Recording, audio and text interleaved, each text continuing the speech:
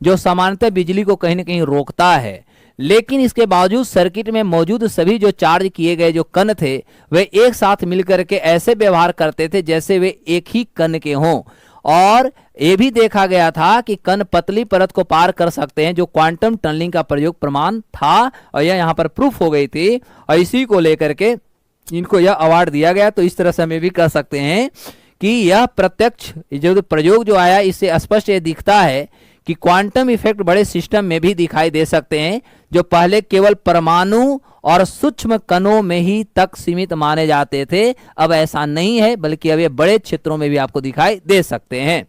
तीसरी महत्वपूर्ण बात यदि देखा जाए तो क्वांटम मैकेनिक की बात किया जाए, क्योंकि ये सारे आपसे बहुत ज्यादा बीपीएससी और एईडीओ की बात करते हैं, तो एईडीओ में आपको काफी डेप्थ में क्वेश्चन पूछेंगे। आप सोच रहे होंगे कि वन लाइनर पूछ कर निकल जाएगा, ऐसा क्वेश्चन अब नहीं पूछेगा।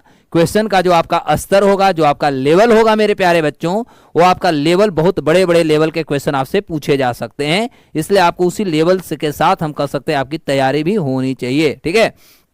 तो मायने सी बात है, एक बात आगे की बात करेंगे। तो वैज्ञानिकों ने बिजली के सर्किट से बड़े सिस्टम में से कह सकते हैं क्वांटम टनलिंग और ऊर्जा के निश्चित स्तरों को इन्होंने देखा, इसी को क्वांटिनीकरण कह सकते हैं।